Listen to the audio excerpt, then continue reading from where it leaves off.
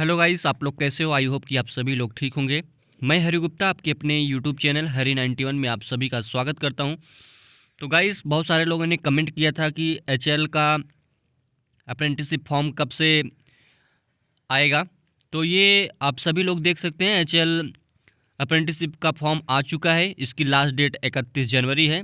जो लोग अप्लाई करना चाहते हैं वो लोग इस फॉर्म को अप्लाई कर सकते हैं। मैं इस वीडियो में पूरा डिटेल में आप सभी को बताऊंगा कि इस फॉर्म को कैसे अप्लाई करना है। ये फॉर्म ऑनलाइन अप्लाई किया जाएगा कि ऑफलाइन अप्लाई किया जाएगा, एज लिमिट क्या होने वाली है, डॉक्यूमेंट्स क्या क्या लगेगा, पूरी हम डिटेल में बात करेंगे। और इस फॉर्म को किस पते पर भेजना है, यहाँ तक कि बहुत सारे लोगों को ये भी नहीं पता है एचएल है कहाँ, एचएल कहाँ कहाँ पर है, ये भी नहीं पता है। तो गाइस, इस वीडियो में आप सभी को डिटेल में आप सभी को मैं बताने वाला हूँ। तो चलिए वीडियो को स्टार्ट करते हैं। तो गाइस, आपको अपने मोबाइल में गूगल ओपन करना है या क्रोम ओपन कर सकते हैं। क्रोम ओपन करने के बाद आप सभी को क्या इंटर करना है, ऑफिशियल वेबसाइट, एचएल की ऑफिशियल वेबसाइट को आपको इंटर करना है। वेबसाइट ओपन करने के बाद आपको इस तरह से पेज दिखाई देगा। एचएल की ऑफिशियल वेबसाइट है, ये देख सकते हैं। एचएल की ऑफिशियल वेबसाइट जैसे ही आप सर्च करेंगे, करियर के ऑप्शन पर जाने के बाद आपको यहाँ शो होगा टीएडी कानपुर। ये जो वैकेंसी निकली हुई है एचएल टीएडी कानपुर के लिए निकली हुई है, वो भी अप्रेंटिसशिप के लिए निकली हुई है। आप सभी लोग देख सकते हैं, यहाँ पर दिया गया है स्टार्टिंग डेट और लास्ट डेट। स्टार्टिंग डेट 10 जनवरी और लास्ट डेट 31 जनवरी। Advertisement for engagement of ITI and vocational apprentice under apprenticeship act 1961 के अंतर्गत ये वैकेंसी रिलीज की गई है। आप सभी लोग देख सकते हैं। इस फॉर्म को कैसे अप्लाई करना है, आपको इस पर क्लिक करना है। क्लिक करने के बाद यहाँ से देख सकते हैं ऑप्शन दिखाई दे रहा है डाउनलोड का। यहाँ से आप डाउनलोड कर सकते हैं इस फॉर्म को। ये फॉर्म ऑफलाइन फिलअप किया जाएगा। ऑफलाइन फिलअप करके आपको नीचे दिए गए एड्रेस पर भेजना होगा। ये जो वैकेंसी है, मैं बार बार बता रहा हूँ, एचएल टीएडी कानपुर के लिए है। आप सभी लोग देख सकते हैं। यहाँ से आपको क्या करना है, डाउनलोड करना है इस फॉर्म को। मैंने ऑलरेडी डाउनलोड करके रखा हुआ है। डाउनलोड करने के बाद आपको यहाँ पर इस तरह से पीडीएफ मिल जाएगा और इस पीडीएफ में आप सभी लोग देख सकते हैं इंस्ट्रक्शन भी लिखा हुआ है और फॉर्म भी नीचे दिया गया है। तो मैं बता दूं, एचएल टीएडी से मैंने भी अप्रेंटिसशिप किया है, इसलिए आप सभी लोगों को ध्यान से बातों को सुनना है। ये फॉर्म 10 जनवरी से स्टार्ट हो चुका है। जो लोग अप्लाई करना चाहते हैं वो लोग अप्लाई कर सकते हैं। और जिन लोगों को नहीं पता है कैसे अप्लाई करना है, तो वीडियो को पूरा अंत तक देखें, क्या क्या होने वाला है। और वीडियो को ज़्यादा से ज़्यादा शेयर कर दें, जिससे बहुत सारे लोग अप्रेंटिस जो लोग करना चाहते हैं वो लोग आसानी से कर सकें और फॉर्म को अप्लाई भी कर सकें। तो देख सकते हैं आईटीआई जो लोग किए हैं उनके लिए अप्रेंटिसशिप है, एनसीबीटी हो या एससीबीटी हो, सभी लोग यहाँ पर देख सकते हैं कौन कौन से ट्रेड के लिए वैकेंसी निकली हुई है। तो यहाँ पर टोटल 15 ट्रेडों के लिए वैकेंसी निकली हुई है, जैसे fitter, turner, machinist, welder, electronics mechanic, electrician, instrument mechanic, refrigerator and AC mechanical, draftsman mechanic, COPA, draftsman civil, सिलाई प्रौद्योगिकी, पेंटर, कारपेंटर, ऑटोमोबाइल्स, ये सभी आप सभी लोग देख सकते हैं वैकेंसी निकली हुई है अप्रेंटिसशिप के लिए। अब बात कर लेते हैं जो लोग 2022, 23, 24 में आईटीआई, एनसीबीटी या एससीबीटी के तहत किए हुए हैं, वो लोग इस आवेदन को फिलअप कर सकते हैं, यानी इस आवेदन में प्रतिभाग कर सकते हैं या इस फॉर्म को फिलअप कर सकते हैं। वोकेशनल ट्रेड के लिए देख सकते हैं ये 5 ट्रेड्स हैं, accountancy, steno, health worker, audio visual, automobiles. 12th पास होना चाहिए वोकेशनल ट्रेड के लिए। और ये 15 जो ट्रेडें हैं इसके लिए आपके पास ITI होना चाहिए, तभी आप इस फॉर्म को फिलअप कर सकते हैं। एलिजिबिलिटी भी बहुत सारी कंडीशंस हैं, नीचे टर्म्स एंड कंडीशन, उसको भी आपको ध्यान में रखना होगा। तो देख सकते हैं शिशु अधिनियम के अधीन जिन्होंने पहले से अप्रेंटिसशिप प्रशिक्षण प्रारंभ कर दी हो या प्राप्त कर रहे हो, इसके लिए पात्र नहीं होंगे। जो लोग किसी भी एक ट्रेड से अप्रेंटिसशिप कर चुके हैं वो लोग इस फॉर्म को फिलअप ना करें, अन्यथा उनका समय केवल बर्बाद होगा और कुछ भी नहीं होगा। सोच रहे हैं कि मैं एक ट्रेड से अप्रेंटिसशिप कर लिया हूं और दूसरे ट्रेड से भी अप्रेंटिसशिप कर सकता हूं, तो ऐसा कुछ भी नहीं है, क्योंकि ये ऑनलाइन प्रोसेस हो चुका है और पोर्टल पर शो होता है। आप 1961 के तहत एक ही बार अप्रेंटिसशिप कर सकते हैं। COE कोर्स में ITI पास अभ्यर्थी इस परीक्षा के पात्र नहीं होंगे। केवल भारतीय राष्ट्रीयता के अभ्यर्थी ही आवेदन कर सकते हैं। आप सभी लोग देख सकते हैं, यहाँ पर दिया गया है। अनुसूचित जाति जनजाति, EWS, विकलांग श्रेणी, HAL कर्मचारी वार्ड का आरक्षण भारत सरकार से शिशु अधिनियम HAL के अंतर्गत होगा। EWS अभ्यर्थी का सर्टिफिकेट 31/3/2025 दिनांक को 1 वर्ष से अधिक नहीं होना चाहिए। जिन लोगों के पास डोमिसाइल या EWS सर्टिफिकेट, जो भी सर्टिफिकेट आपके पास पुराना हो चुका है, तो आप देख सकते हैं यहाँ पर डेट दिया गया है। इस डेट को 1 साल से अधिक नहीं होना चाहिए, यानी 1 साल के अंदर होना चाहिए, तभी ये मान्य होगा, अदरवाइज आपका फॉर्म कैंसिल भी हो सकता है। ओके। यदि आवेदक HAL कर्मचारी की संतान पत्नी है तो मानव संसाधन विभाग HAL द्वारा जारी उचित प्रमाण पत्र संलग्न करना होगा। इसके लिए गाइस आप सभी लोगों को मैं बताना चाहूँगा कि आपके पास डॉक्यूमेंट होना चाहिए, वो भी वैलिड होना चाहिए। अगर 2 साल के लिए वैलिड बता रहा है तो 2 साल के लिए, अगर 1 साल के लिए तो 1 साल। वैसे डोमिसाइल 3 साल के लिए वैलिड होता है और EWS 1 साल के लिए वैलिड होता है। मैं बता दे रहा हूँ, EWS 1 साल के लिए, डोमिसाइल कास्ट सर्टिफिकेट ये 3 साल के लिए वैलिड होता है। और इसमें एक डेट दी गई है, इस डेट के अंदर ही आपका सर्टिफिकेट होना चाहिए, तभी मान्य होगा, अदरवाइज आपका सर्टिफिकेट रिजेक्ट है, आप फॉर्म को अप्लाई नहीं कर सकते हैं। अगर आप इस फॉर्म को अप्लाई करना चाहते हैं तो अभी से ही आप डोमिसाइल और कास्ट सर्टिफिकेट या EWS जो भी है आप 20 तारीख तक बनवा लें। 20 तारीख के बनवाने से पहले आपको क्या करना है, फॉर्म को फिलअप कर लेना है, डॉक्यूमेंट कलेक्ट कर लेना है। जो डॉक्यूमेंट बचा है उसको आप 10 दिन के अंदर बनवा करके रेडी करके उसके साथ लगा करके तभी आप जो है फॉर्म को पोस्ट करेंगे। स्पीड पोस्ट करना है, ये भी मैं बता दे रहा हूँ। ओके, नीचे पूरा इंस्ट्रक्शन दिया गया है, उसको भी अभी आपको मैं बताऊंगा। तो देख सकते हैं ITI व्यवसाय में आवेदन करने के लिए आपको क्या करना होगा। ITI वाले जो भी हैं उनको ध्यान से देखना है कि अप्रेंटिसशिप india.gov.in पर रजिस्ट्रेशन करना होगा। सबसे पहले अगर इस अप्रेंटिसशिप फॉर्म को अप्लाई करना है तो सबसे पहले इस पोर्टल पर आपको आवेदन करना होगा। आवेदन करने के बाद उसका रजिस्ट्रेशन नंबर मिलेगा, वो रजिस्ट्रेशन नंबर आपको रखना है, अदरवाइज उसका एक प्रिंट आउट ले लेना है।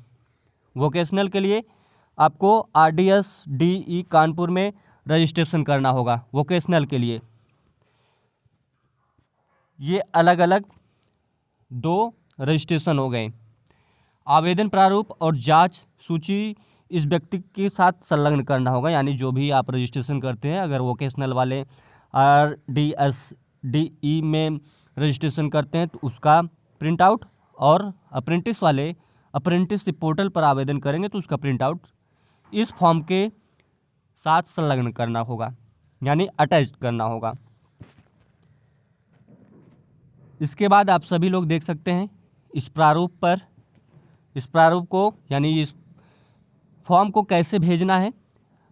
अभ्यर्थी आवेदन प्रारूप को डाउनलोड करें और मांगी गई जानकारी के अनुसार भरें तथा आवेदन पत्र साधारण डाक या स्पीड पोस्ट कुरियर के माध्यम से नीचे दिए गए पते पर आपको भेजना है।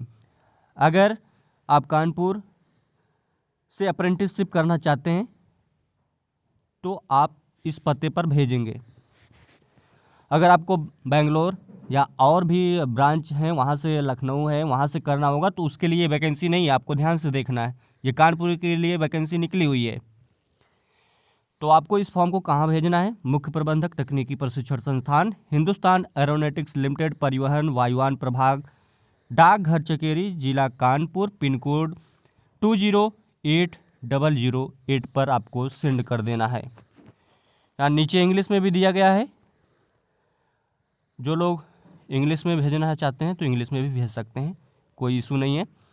अब बात कर लेते हैं प्रपत्रों यानी डॉक्यूमेंट क्या क्या लगेगा, आपको ध्यान से देखना है। High school, intermediate, ITI, download result की छाया प्रति, ITI नेशनल ट्रेड सर्टिफिकेट की छाया प्रति यानी फ़ोटो कापी सबकी लगेगी और सेल्फ अटैच आपको करना है।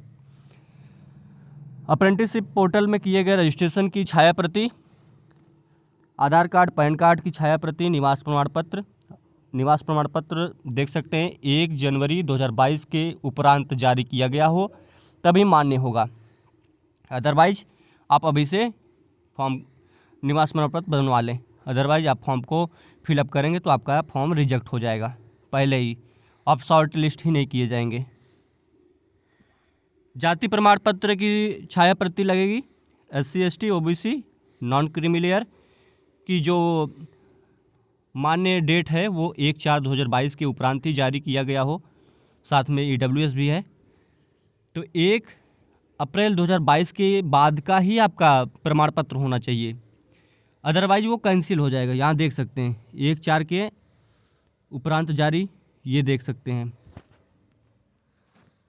अगर यहाँ पर आपको कहीं पे कन्फ्यूजन है तो आप कमेंट बॉक्स में कमेंट करके पूछ सकते हैं, मैं पूरी जानकारी आपको बता दूंगा। कोविशील्ड आपका सर्टिफिकेट भी होना चाहिए कोविड वैक्सीन का, ये आपका हिंदी में था, यहाँ नीचे दिया गया है इंग्लिश में। अगर आप को कन्फ्यूजन हो रही है हिंदी में तो आप इंग्लिश में पढ़ सकते हैं, क्योंकि बहुत सारे लोग अदर स्टेट से फॉर्म को अप्लाई करते हैं, जैसे केरल हो गया, अदर बहुत सारे स्टेट से आता है फॉर्म। अगर कोई भी जानकारी भी आपको चाहिए तो आप सभी लोग इस नंबर पर कॉल कर सकते हैं 9 बजे से 3 बजे के बीच में। रविवार को छुट्टी रहता है, आप सभी लोग देख सकते हैं।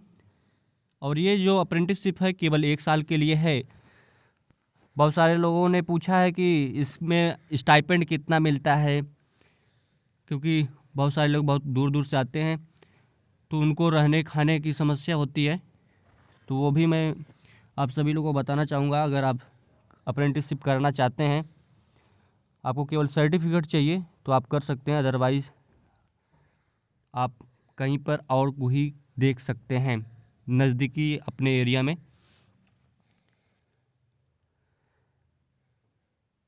मात्र सफलतापूर्वक आवेदन से अभ्यर्थी चयन प्रक्रिया में भाग लेने हेतु अधिकृत नहीं होगा। अभ्यर्थी की पात्रता पर HAL कानपुर का निर्णय अंतिम होगा। अंतिम रूप से चयनित अभ्यर्थियों को इसकी सूचना डाक पत्र के द्वारा दी जाएगी।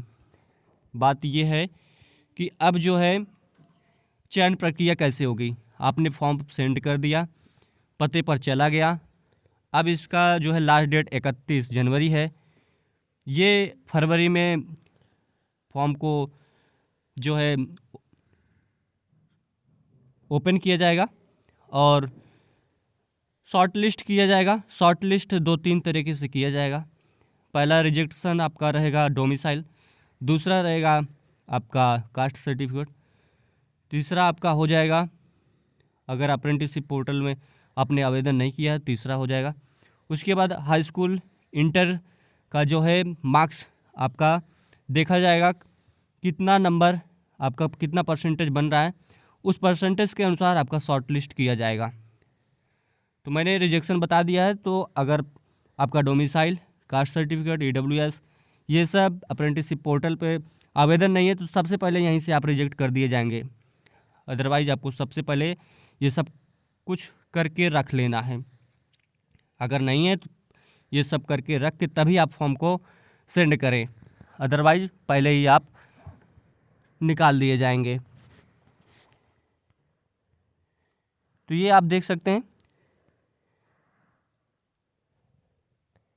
मुख्य प्रबंधक प्रशिक्षण HLTAD कानपुर की ये नोटिस निकाली गई थी 10 जनवरी को। और ये फॉर्म है, ये आपका फॉर्म है। इस फॉर्म को कैसे फिलअप करना है ध्यान से देखना है आप सभी को। ITI वालों के लिए ये फॉर्म है, checklist of enclosure to the application ITI। आपने अप्रेंटिसशिप पोर्टल पर जो भी रजिस्ट्रेशन किया है यहाँ पर आपको लिखना है और यस कर देना है। हाई स्कूल की मार्कशीट यहाँ पर यस कर देना है, यानी टिक लगाना है, केवल ओके कर देना है। ITI अंक प्रमाण पत्र इसके साथ जो भी पीछे लगाएंगे उस पे सब पे सेल्फ अटेस्ट रहेगा। और यहाँ पर जो भी लगाएंगे यहाँ पर लिखेंगे ओके जो आप दिए रहेंगे। आधार कार्ड, पैन कार्ड, निवास प्रमाण पत्र यहाँ पर डेट दी गई हुई है, इसके बीच में ही होना चाहिए। जाति प्रमाण पत्र भी दिया गया है EWS SC ST वालों के लिए, OBC वालों के लिए, नॉन क्रीमी लेयर वालों के लिए। तो यहाँ पर सिर्फ आपको लिखना है, डेट डाल देना है और आपको हस्ताक्षर कर देना है। ये आपका दूसरा पेज है। यहाँ पर अप्रेंटिसशिप नंबर लिखना है, नाम लिखना है, पिता का नाम लिखना है, माता का नाम लिखना है, डेट ऑफ बर्थ लिखना है, जेंडर लिख देना है, आधार कार्ड संख्या, पैन कार्ड संख्या और यहाँ पर फ़ोटो पेस्ट कर देना है, प्राप्तांक लिखना है और पूर्णांक लिखना है। हाई स्कूल में प्राप्त प्रतिशत लिखना है, ITI संस्थान का नाम लिखना है, आपने ITI कहाँ से किया है, किस ट्रेड से किया है और पासिंग ईयर लिखना है। ITI में प्राप्त कुल नंबर यहाँ लिखना है, सेमेस्टर वाइज है तो सेमेस्टर वाइज, अदर टोटल अगर वो टोटल है तो टोटल आपको यहाँ पर लिख देना है। ITI में प्राप्त प्रतिशत लिखना है, SCBT है या NCBT है, आपको यहाँ पर ओके करना है। जो भी आपका होगा वही करना होगा, तो आप ध्यान से इसको टिक करेंगे। कास्ट सर्टिफिकेट, यहाँ पर कास्ट लिखनी है अपनी, कौन सी कास्ट है आपकी। और यहाँ पर देख सकते हैं SC ST OBC non creamy layer से अगर हैं आप तो यस करेंगे, अदरवाइज नो कर देंगे। जनरल से होंगे तो आपको नो कर देना है, और जनरल में भी अगर EWS हैं तो आपको यहाँ पर यस करना है। तो देख सकते हैं यहाँ पर अपना एड्रेस, पिन कोड लिखेंगे, यहाँ पर अपना मोबाइल नंबर, ईमेल ID और फादर्स का भी यहाँ पर मोबाइल नंबर या मदर्स का मोबाइल नंबर डाल सकते हैं। स्थान, दिनांक और अपना हस्ताक्षर यहाँ पर कर देंगे।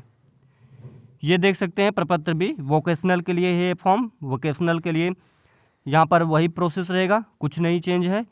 तो गाइस देख सकते हैं ये लास्ट में आपका दिया गया है PDF में, लास्ट पेज यानी 9 से है, मैं दिखा दे रहा हूँ। इसी PDF में आपका ये दिया गया है 6 नंबर पेज से, 6, 7, 8, 9, 10, 11। तो इसी में जो है दिया गया है फॉर्म, वोकेशनल और ITI वालों के लिए फॉर्म नीचे दिया गया है इसी PDF में। अगर आपको ये नहीं मिल पा रहा है PDF तो आप कमेंट सेक्शन में कमेंट करके ले सकते हैं, मैं ये PDF आपको प्रोवाइड कर दूंगा। तो गाइस अगर इस HLTAD कानपुर से अप्रेंटिस करना चाहते हैं तो आप कर सकते हैं, कोई इशू हो तो आप कमेंट करके पूछ सकते हैं। रही बात रहने खाने की, तो रहने की व्यवस्था करनी पड़ेगी। खाने की व्यवस्था एक टाइम आपको मिल जाएगा, कूपन मिलता है और उस कूपन के थ्रू आपको 1 टाइम जो है नाश्ता करना हो तो नाश्ता, अगर खाना खाना हो तो खाना खा सकते हैं। रही बात स्टाइपेंड की, स्टाइपेंड कितना मिलता है तो मान के चलो आपको 1961 के अंतर्गत आपको यहाँ पर 7,000 लमसम आपको स्टाइपेंड प्रोवाइड किया जाएगा। अगर आप इतने में सर्वाइव कर सकते हैं तो आप यहाँ अप्रेंटिसशिप कर सकते हैं। अगर आपको सर्टिफिकेट चाहिए, गवर्नमेंट सर्टिफिकेट, तो गवर्नमेंट सर्टिफिकेट के लिए आप करना चाहते हैं तो गवर्नमेंट सर्टिफिकेट के लिए आप यहाँ से कर सकते हैं, अदरवाइज आप कहीं प्राइवेट से भी कर सकते हैं। तो गाइस आई होप कि आपको ये वीडियो समझ में आ गया होगा, ये बातें समझ में आ गई होगी। कहीं पे डाउट हो तो आप पूछ सकते हैं। तो फिर मिलते हैं एक नए वीडियो में, तब तक के लिए जय हिंद, जय भारत।